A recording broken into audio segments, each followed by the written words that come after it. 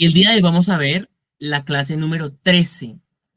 Y la clase número 13 es algo espectacular, porque nos habla de algo que se llama la voluntad o la intención de Dios, la voluntad o la intención de Dios.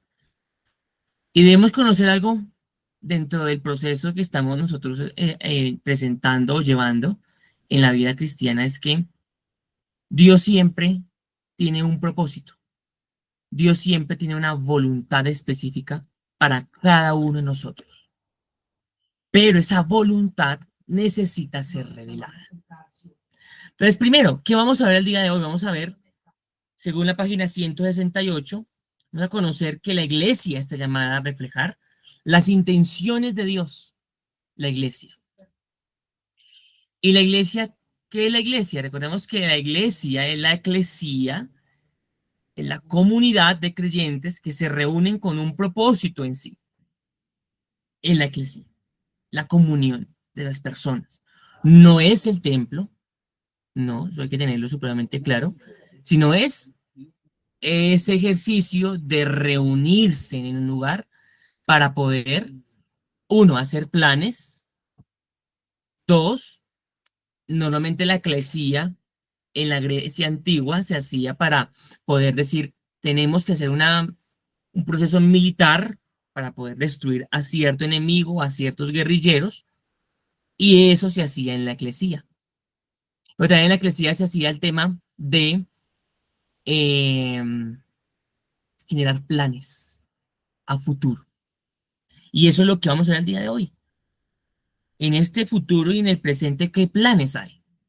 Y me gusta mucho ir siempre a la palabra, como debe ser, para iniciar las clases. Siempre debemos ir a la palabra, para que en medio de la palabra podamos ir desarrollando el tema que el Señor quiere enseñarnos el día de hoy. Mateo 6, capítulo 9 al 10. Mateo 6, 9 al 10 dice lo siguiente. Habla del Padre Nuestro, ¿cierto? Dice, Padre nuestro que estás en el cielo, que sea siempre santo su nombre, o tu nombre mejor. Que tu reino venga pronto, que se cumpla tu voluntad en la tierra, como se cumple en el cielo. Danos hoy el alimento que necesitamos y perdona nuestros pecados, así como hemos perdonado a los que pecan contra nosotros.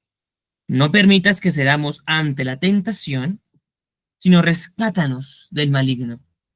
Bellísima esta versión. La versión que tenemos en pantalla es la NBI. Yo estoy viendo la nueva traducción viviente.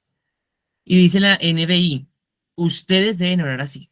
Padre nuestro que estás en el cielo, santificado sea tu nombre, venga tu reino, hágase tu voluntad en la tierra como en el cielo. Vamos entonces a ver la palabra clave del día de hoy. Y la palabra clave del día de hoy es la voluntad de Dios. La voluntad de Dios. ¿Y qué es la voluntad de Dios? Literalmente, la voluntad de Dios va a expresar las intenciones de Dios, lo que Él quiere para el futuro y para el hoy. Y la voluntad de Dios se establece es cuando viene el reino, el gobierno de Dios en la tierra, en las esferas de la sociedad. Y vamos a entrar en cosmovisión bíblica. Este tema lo van a ahondar ustedes más adelante al finalizar casi las escuelas bíblicas de la Iglesia Manantial en la especialización de cosmovisión bíblica, el reino de Dios, el reino inconmovible de Dios. ¿Qué es un reino? ¿Qué es el reino inconmovible de Dios? ¿Cómo está distribuido ese reino? ¿Y cómo se ejecuta la voluntad de Dios dentro de ese reino?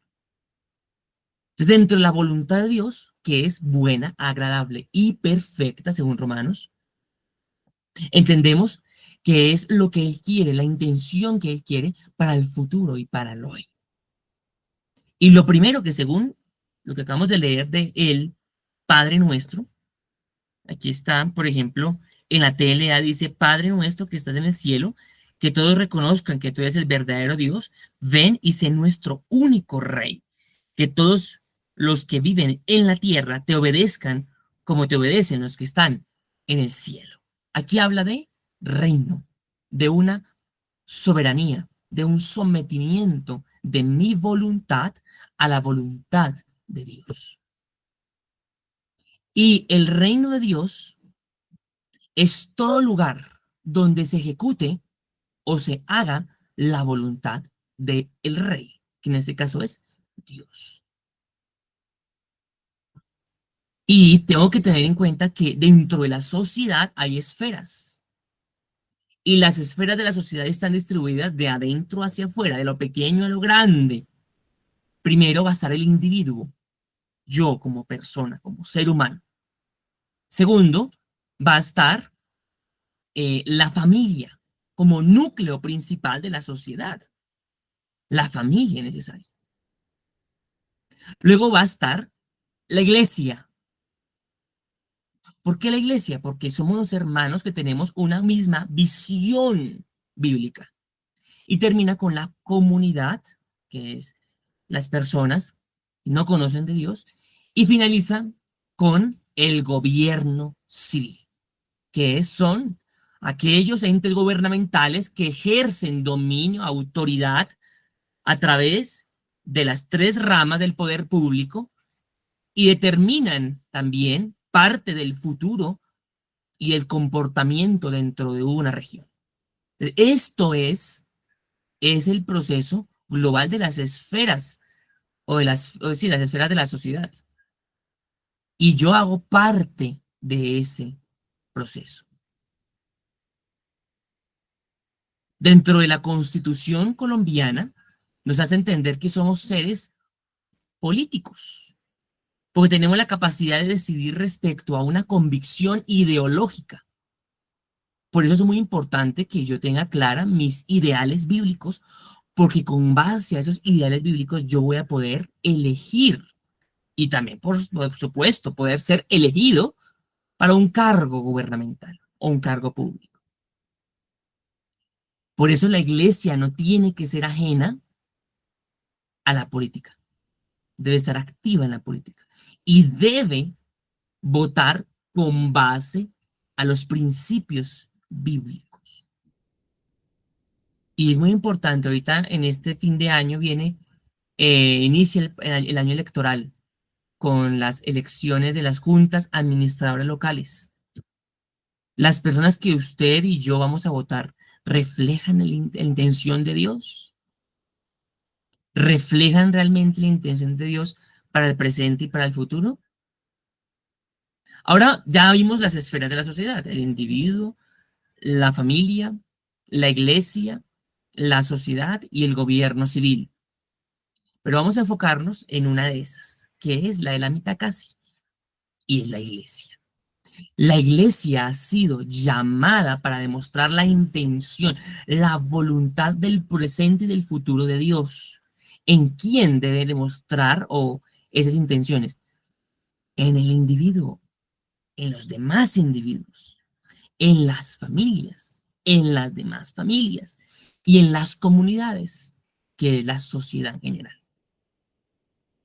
Ese es un llamamiento de nosotros como iglesia. Ahora preguntémonos, ¿cuáles son las intenciones de Dios? Teniendo en cuenta que la intención de Dios es la voluntad de Dios para el presente y para el futuro. Entonces, según el Padre nuestro que acabamos de leer, es que se cumpla tu voluntad en la tierra como se cumple en el cielo, que tu reino venga pronto. Entonces, la voluntad de Dios para el presente y para el futuro, aquí está clara, es que el reino de Dios venga, se instaure, se posesione primero de mí, primero de mí. Entonces, su oración debe ser, Señor, instaura tu reino en mí, venga tu reino, venga tu reino. Y al venir el reino de Dios, van a venir las ordenanzas de Dios, la voluntad de Dios. Y cuando viene el reino de Dios a mi vida, yo tengo que empezar a conocer lo que Dios me llama a mí a obedecer. Y uno de los mandamientos, por ejemplo, que acabamos de ver en las tres últimas clases, primero vimos la cena del Señor, luego vimos el bautismo y luego la economía. Son pilares fundamentales dentro de la fe cristiana, que yo debo obedecer. Yo debo tomar la cena del Señor, porque es una ordenanza de parte de Dios. Yo debo bautizarme, porque es una ordenanza de parte de Dios. Y yo debo vivir los principios de la economía, diezmo y ofrenda, porque es una ordenanza de parte de Dios. Y los tres fueron modelados por Jesús. Y si soy cristiano, significa que soy imitador de alguien. Primera de Corintios habla de que somos embajadores de Dios. Y un embajador es un representante de un territorio en un territorio ajeno.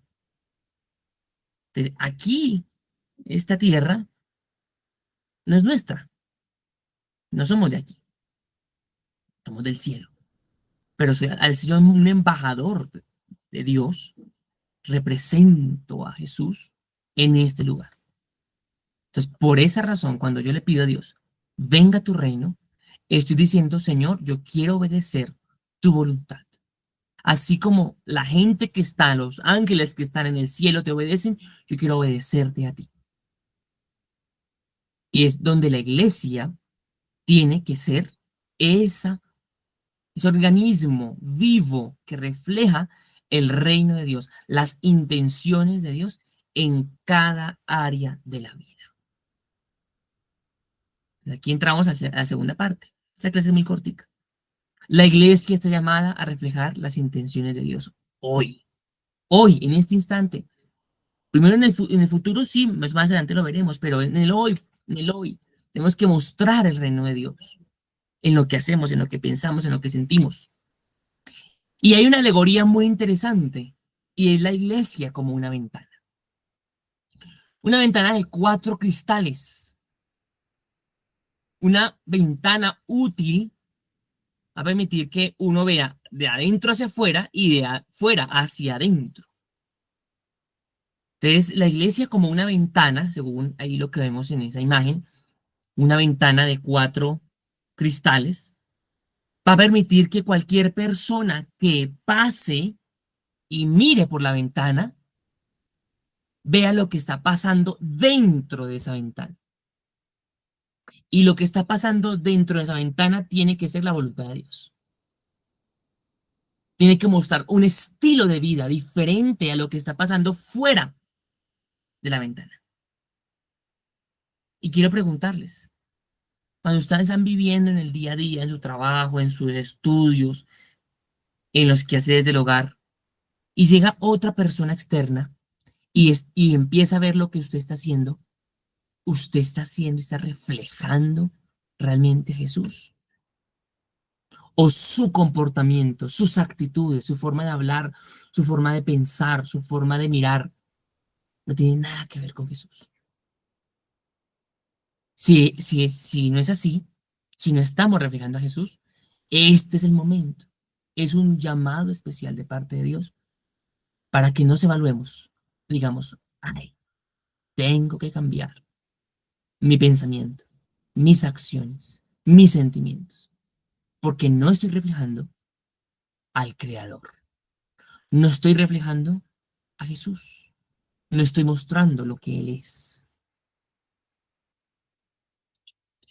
Entonces aquí vemos algo muy interesante, que cuando estoy mostrando un estilo de vida especial dentro de la ventana, tengo que tener la verdad, la justicia, el bien moral y la belleza de Dios. La moralidad, las buenas costumbres, la excelencia moral, lo habla la escalera Petrina en Pedro. La excelencia moral. La verdad, la justicia, la excelencia moral y la belleza de Dios. ¿Cómo es el orden en su casa? ¿Está mostrando el reino de Dios con eso? ¿Con el orden? ¿Usted está siendo verdadero? ¿O cuando de pronto viene alguien a saludar o a cobrarle algo, le dice a su hijo, ay no, dígale que no estoy, dígale que no estoy? ¿Se hace negar? Mm, Eso no es verdad. Y eso no está reflejando el estilo de vida de Jesús. Cuando Jesús estaba con Pedro, estaban juntos en la casa, llegaron a cobrar los impuestos. Y Jesús no se hizo negar ni se escondió, sabiendo que era el rey y el dueño de todo. Le dijo a Pedro, ve a pescar y saca de la boca de uno de los peces una moneda. Paga tu impuesto y el mío. Eso es rectitud, eso es verdad, eso es justicia. Mostró un estilo de vida correcto. La excelencia moral está dentro, metido ahí. Dices mentiras, engañas. ¿A quién quieres engañar? ¿Con qué objetivo? La Biblia es clara, no hay nada oculto entre el cielo y la tierra. Y por más mentiras que tú eches, en algún momento se va a descubrir la verdad. Y se van a encontrar de esa calumnia que dijiste. Y vas a quedar mal. Entonces, debo de reflejar en todas, dice aquí claramente, en todas las esferas de la sociedad. Yo como individuo, mi familia tiene que mostrar y yo demostrarle a mi familia la verdad, la justicia, la excelencia moral y la belleza. A la iglesia, a la gente que está conmigo en la iglesia, que compartimos en el templo. Entro a la iglesia comiendo, botando papeles al piso, pisando las sillas, gritando cuando hay un culto especial y hay silencio y el pastor está predicando, comportándome de manera inadecuada dentro de los espacios de la iglesia. Eso hace parte de la belleza y es un estilo de vida que yo debo transformar, transformar. Miremos entonces los cristales. Cada cristal, usted vio 4 cristales. Cada cristal refleja un área de necesidad, un área de cuidado. Y quiero enfocar esto de 2 maneras. Quiero que se me ponga mucha atención. Puede llegar a ser confuso el tema, pero es lo mismo. Entonces, la primera es área de cuidado. Vamos a ir a Lucas 2:52. Lucas 2:52 dice así.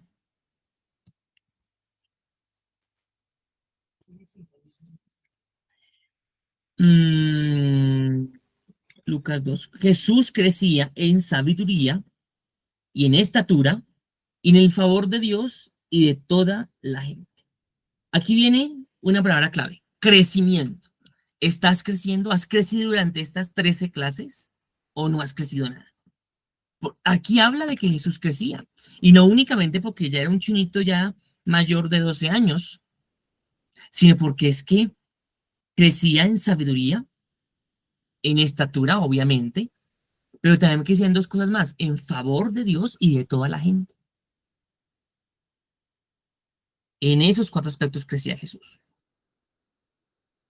Y son los aspectos que yo también debo crecer. Primero, miremos el primer aspecto, sabiduría. Yo debo adquirir sabiduría. ¿Y cómo yo adquiero sabiduría? Por eso cuando me preguntan, Santiago, ¿cómo leer la Biblia? ¿Cómo empezar a leer la Biblia? Léala primero por Proverbios y Eclesiastés. Y luego los Evangelios. ¿Por qué? Porque es que Proverbios y Eclesiastés me ayudan a mí a entender a través de los dichos de Salomón y de los consejos de Salomón cómo debe ser un buen comportamiento, cómo quitar ese vicio que tengo y cambiarlo por una virtud. Y eso lo encontramos leyendo Proverbios. En mi casa, por ejemplo, había la buena costumbre cuando era más chiquito y estaban enseñándome a leer la Biblia y a tener ese hábito de leerla. Leíamos un capítulo según el día. Proverbios tiene 31 capítulos. y la mayoría de meses también tiene más o menos esa misma cantidad de días.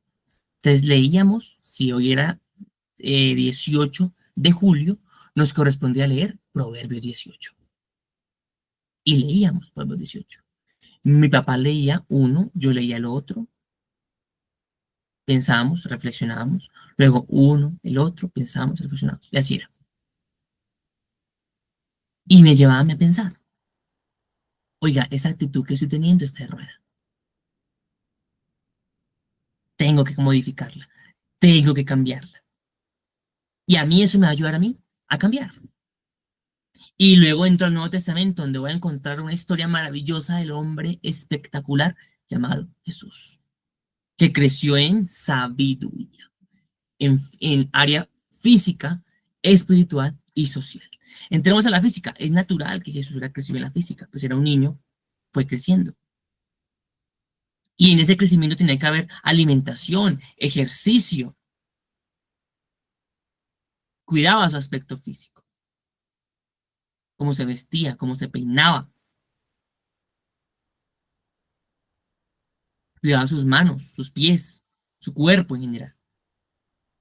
Otra área espiritual, él oraba. Aquí dice que su relación con Dios fue creciendo, teniendo tiempos con Dios, a tener una relación con Dios. Y por último, lo social, acá dice que gracia de toda la gente. Entonces se relacionaba con otras personas y la otra gente lo quería mucho. Entonces quiero, ya entendiendo estas cuatro áreas, vamos a aterrizarlas en dos aspectos. El primero, en mí, en área de autocuidado. Yo debo cuidar mi área de sabiduría. Yo debo adquirir sabiduría. Debo adquirir conocimiento. No únicamente bíblico, también de otros libros que me ayuden a mí a adquirir información y yo pueda tener una conversación con otras personas, no siempre una conversación religiosa, sino también otro tipo de conversaciones. Y así puedo enganchar a través de una conversación interesante a otras personas y poderles hablar del Evangelio.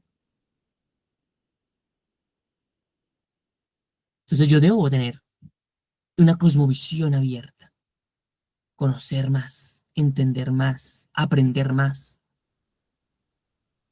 El conocimiento no me va a volver loco, me va a volver sabio.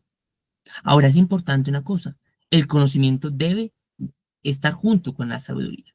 Porque ¿qué es la sabiduría? La sabiduría es la capacidad de transformar esa información, ese conocimiento que hago para poder decidir sobre mi vida.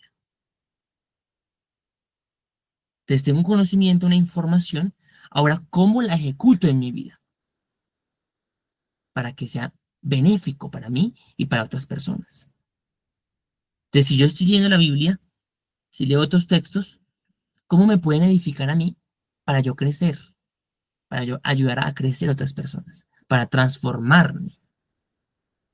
Eso es sabiduría y yo debo alimentarla. Física, dos, debo cuidar mi aspecto físico, como me he visto, hacer ejercicio, comer bien, porque si no hago eso, pues me voy a enfermar. Y si me enfermo, la culpa no es del diablo, es suya, es mía, porque no me cuidé, no me cuidé. Si me gusta comer salado y dulce, salado y dulce, salado y dulce, se me sube la tensión y se me da diabetes, ¿es culpa del diablo? No, culpa mía, porque yo mismo llevé a que mi cuerpo llegara a esa situación. Tres, espiritual. Debo tener una vida devocional. No traje aquí mi cuaderno, pero yo tengo un cuadernito donde hago mis pampe todos los días. Cojo un texto y escribo el pampe. Pecados, errores, actitudes, mandamientos, ejemplos, promesas. Y eso me ayudará a mí a tener una vida espiritual. Hablar con Dios, orar. La última, la social. Debo relacionarme con más personas. Salir a comer, compartir una actividad, un juego, ir a ver una película, ir a un parque. Eso hace parte de mi crecimiento social.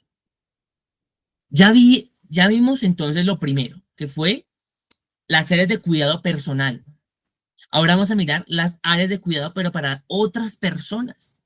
La iglesia es una ventana que tiene que mostrar a través de esas cuatro áreas de necesidad el apoyo a otras personas, porque es que no únicamente yo tengo esas cuatro áreas de necesidad, otras personas también las tienen.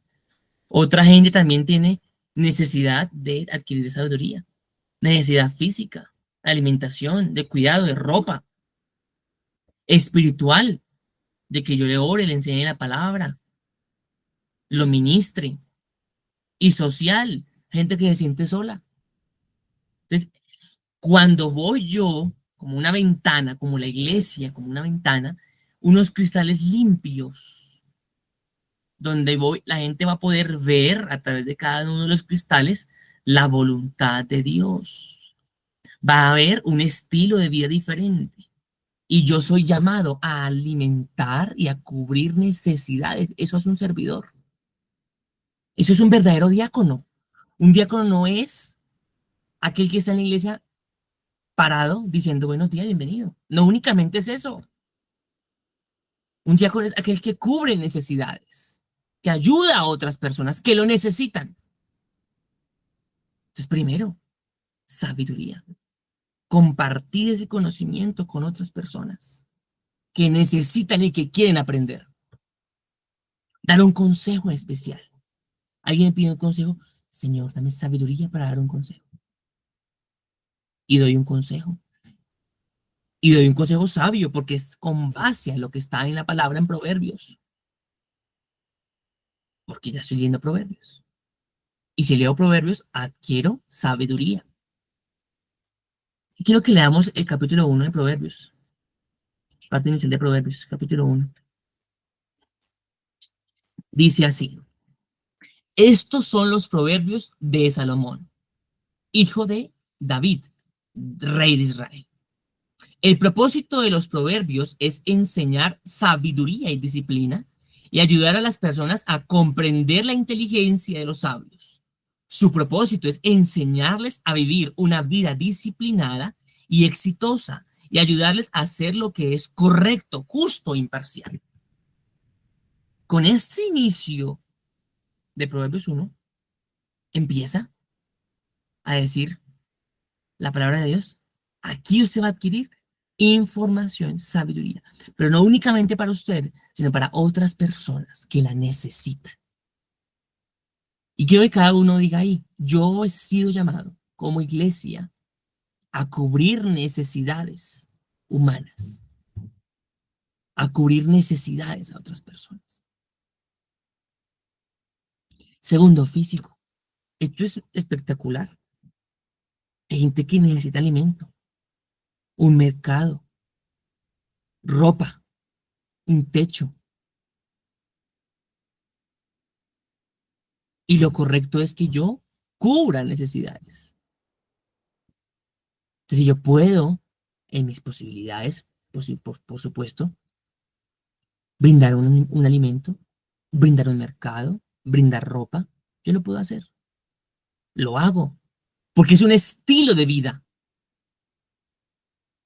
El que Jesús mostró, yo debo mostrarlo porque soy la iglesia y soy como una ventana donde cualquiera que ve, pase, mira, va a encontrar siempre la voluntad de Dios. Va a encontrar un estilo de vida correcto, moralmente correcto. Excelencia moral, según la escalera petrina. Viene lo espiritual. Debo cubrir necesidades espirituales en otras personas, orar por otras personas, interceder por otras personas. Yo he sido llamado a eso. Usted ha sido llamado a eso, porque somos parte de la iglesia. Siguiente, social. Entonces, no únicamente tenemos que tener relación en la iglesia, en el templo. Podemos compartir en otros espacios, en un restaurante, en un cine, en un parque, en un transporte. Compartir momentos, disfrutar momentos, darnos regalos. Bueno, muchas cosas podemos compartir con gente que es de la iglesia y de la sociedad, entendiendo lo siguiente, que la iglesia son los creyentes en general, creen en Jesucristo, y los otros los que no creen en Jesucristo o los que no conocen a Jesucristo, que hacen parte de la sociedad. Yo sí llamado a eso, a cubrir y alimentar primero mis áreas de necesidad y a cubrir necesidades de otras personas. Y es importante, debo una mesita, bueno, que vamos a dibujar una mesita, por ejemplo, con esta como que no permite línea, acá un rectángulo. Es una mesa, eso quedó como raro, pues digamos que es así la mesita. Esta mesa tiene 4 patas, ¿cierto? Para que haya una estabilidad en la mesa se necesita que haya 4 patas en esta mesa que estamos haciendo. Va a haber estabilidad. Porque me paro por acá y no se va a mover. Me paro por acá, no se va a mover. Si fuera una pata grande en todo el centro, de pronto si me paro en este lado, se me va a ir por un lado la mesa, posiblemente.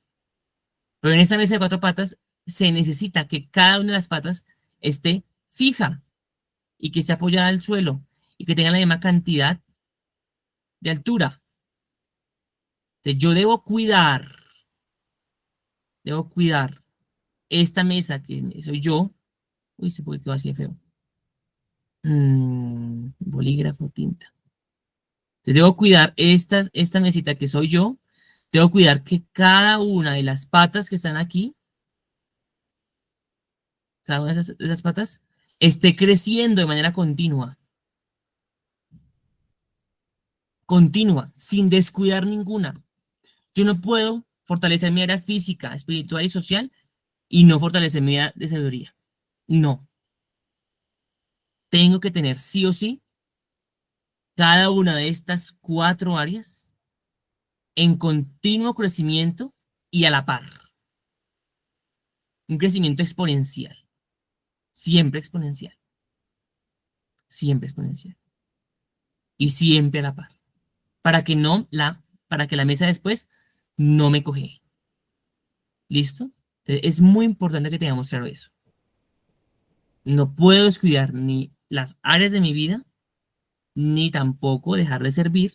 Obviamente, si sirvo, pueda que sirva en una, o en dos, o a veces en las 4. Lo importante es que yo pueda siempre brindar al menos en un área de necesidad de una persona, cubrir ese vacío que hay. Entonces, la iglesia, como ventana, va a encontrar, por supuesto, gente quebrantada, gente que está sufriendo necesidades, gente que necesita alimento espiritual, pero también alimento físico, pero también necesitan tener un amigo. Pues ahí está, y vamos a ver entonces las 4 áreas. Aquí vamos a encontrar un pedazo de la ventana, un cristal de la ventana, otro cristal, haga de cuenta que están todos igualitos. Acá dibujar en el computador es complicado. Entonces, aquí cada uno de esos tiene que ser alimentado. Entonces, acá está el físico. Ah, no, perdón, esa era sabiduría. Bueno, sabiduría físico, espiritual y social. Listo. Entonces, ahí yo tengo que tener en cuenta que la iglesia tiene que reflejar siempre en todas las personas que conozca las 4 áreas, porque fueron las 4 áreas de crecimiento de Jesucristo. Estas 4, física, social, espiritual y sabiduría. Esas 4. Y hay muchas iglesias que únicamente reflejan una, que normalmente es la espiritual. Pero se olvidan de que somos seres sociales. y que necesitamos amigos y generar amistades dentro de la iglesia. Amistades sanas, ¿no? Pero también adquirir sabiduría, consejería, llevar a la gente a que aprenda no únicamente la Biblia, sino más cosas, que se preparen en la universidad. Y casi nunca las iglesias se enfocan en esta área física, para que la gente se cuide en su aspecto físico, para que la gente pueda recibir un mercado, pueda recibir ropa, o pueda inclusive enseñarles a cómo comer, cómo ejercitarse, que es fundamental dentro del crecimiento. De la iglesia manantial tiene una misión y una visión, perdón, una visión. Lo que quiere, porque estamos expresando la voluntad de Dios a futuro, ¿no? Ahora, en este instante. Ya vimos el presente, ahora el futuro. Y la visión de la iglesia es ver una Colombia transformada e influyente. Transformada e influyente. Y el ser transformado es un cambio, es cambiar, dejar los hábitos erróneos por unos hábitos sanos. Influyente habla de que, como somos una ventana, pasa una persona, mira los cristales por dentro y dice, wow, yo quiero eso. Adentro están viviendo mejor que lo que está pasando afuera. Lo que está pasando dentro de ese vidrio es mucho mejor de lo que estoy viviendo yo. Quiero entrar. Eso es influir. Llevar a que la gente cambie su forma de vivir y adopte la manera de Cristo. Y eso va a permitir que la persona establezca el reino de Dios en las esferas de la sociedad, en general. En el individuo, que es el centro, en la familia, en la sociedad, en la iglesia y en el gobierno civil.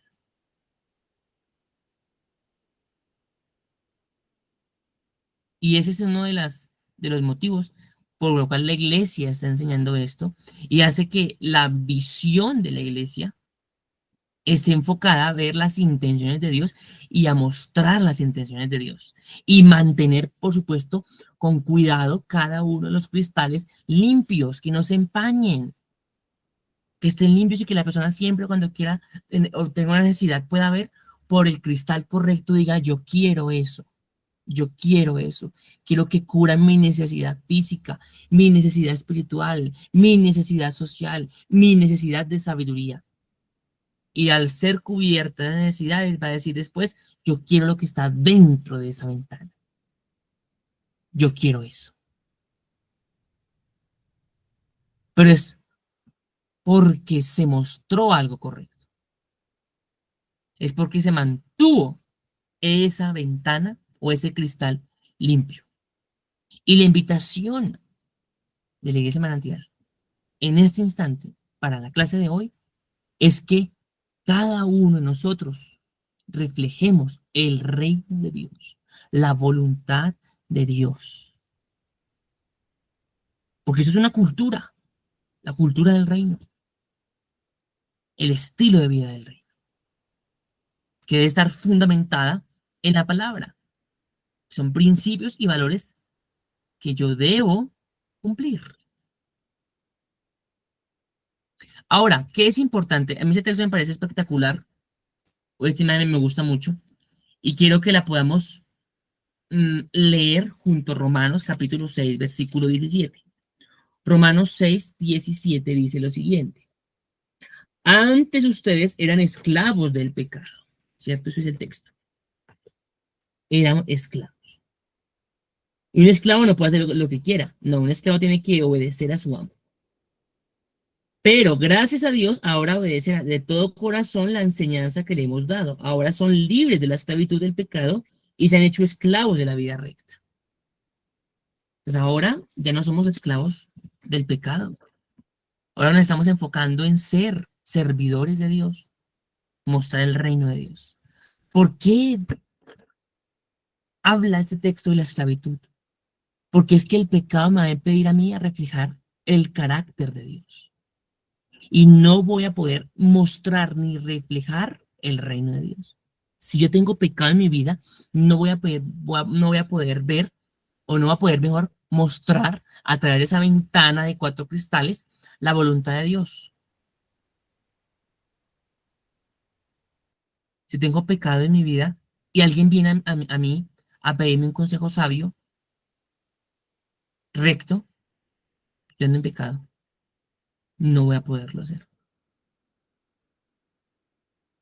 Y una persona que necesite va a mirar por mi ventana y la va a ver opaca, o la va a ver tapada, o la va a ver rota. Pues por eso yo debo ser libre del pecado, para que mi ventana permanezca limpia, para que mi ventana permanezca visible a las demás personas. Y es esta el ideal que debe ser. Esto debe ser. Esto es mostrar el reino de Dios.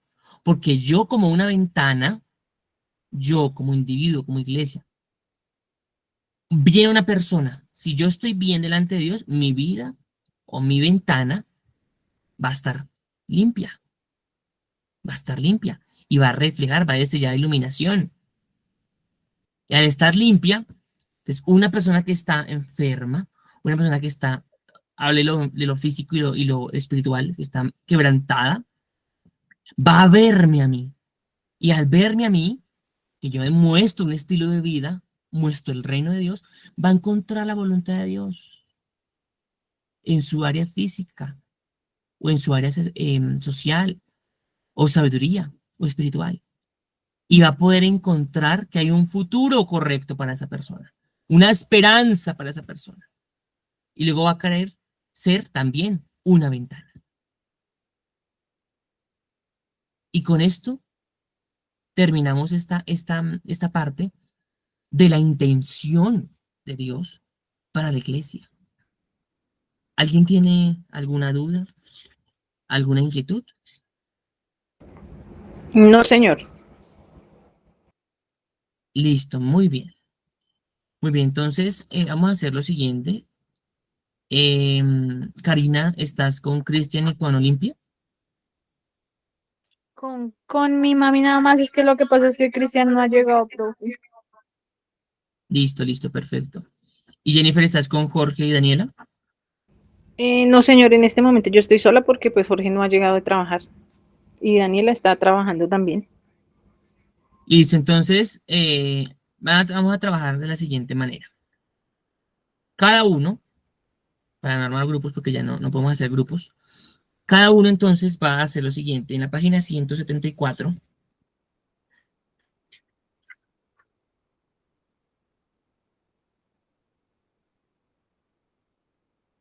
vamos a encontrar un cuadrito que dice, la visión de la iglesia manantial expresa las intenciones de Dios. Describa las intenciones de Dios de acuerdo a los siguientes pasajes bíblicos. Vamos a encontrar 1, 2, 3, 4, 5, 6 y 7 intenciones de Dios. ¿Listo? Entonces, Karina va a ser el primero, el segundo Olimpia, el tercero Jennifer, el cuarto Karina, el quinto Olimpia y el sexto Jennifer. ¿Listo? Y yo voy a ser el último. Entonces, Karina va a ser para el presente y para mis hermanos o hermanas en Cristo. Entonces van a leer cada uno el texto bíblico y van a escribir ahí cuáles son las intenciones de Dios, cuál es la voluntad de Dios. Olimpia va a ser para mi vida y para el mundo. Lees los pasajes bíblicos y colocas ahí la intención de Dios. Y Jennifer para la familia y para la sociedad. Te quedó 2 esferas, maravilloso. Entonces, las intenciones de Dios para la familia, según el texto bíblico o los textos bíblicos, y las intenciones de Dios para la sociedad, según los textos bíblicos. Sí, señor. ¿Listo? Entonces tenemos eh, 20 minuticos, ¿listo? Para poderlo realizar y luego nos reunimos para socializar, ¿de acuerdo?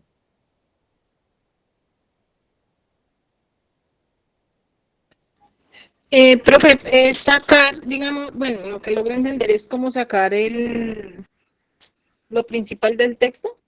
No, vamos a hacer un ejemplo. Sí, señor. Vamos a mirar el último que me corresponde a mí. Entonces dice para mis enemigos, dice leer Lucas. Entonces voy, busco Lucas 6, capítulo 6, versículo 27. Entonces dice así: a los que estén dispuestos a escuchar les digo, amen a sus enemigos, hagan bien a quienes lo odian, bendigan a quienes los maldicen, oren por aquellos que los lastiman. Si alguien te da una bofetada en una mejilla, ofrécele también la otra mejilla. Si alguien te exige el abrigo, ofrécele también la camisa. Dale a quien te pida, y cuando te quiten las cosas, no trates de recuperarlas. Traten a los demás como les gustaría que ellos los trataran a ustedes. 35 y 36. Amen a sus enemigos, háganles bien, presten sin esperar nada a cambio. Entonces su recompensa del cielo será grande y se estarán comportando verdaderamente como hijos del Altísimo. Pues Él es bondadoso con los que son desagradecidos y perversos. Deben ser compasivos, así como su Padre es compasivo.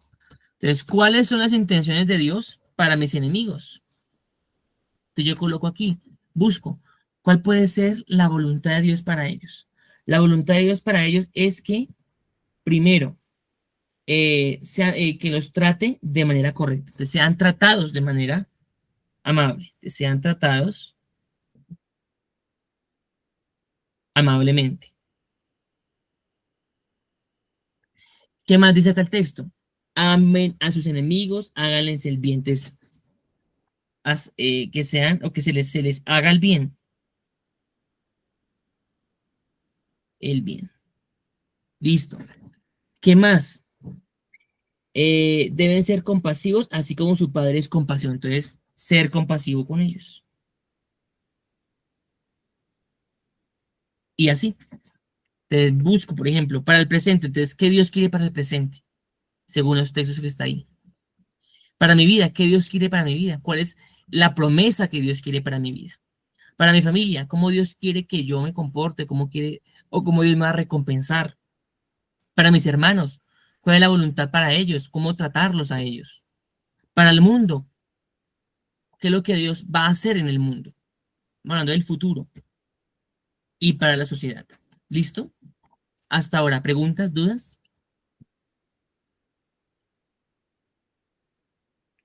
No, señor, no. Perfecto, entonces 20 minuticos y nos veremos entonces a las 8:20. ¿Listo? 8:20 acá nos encontramos nuevamente.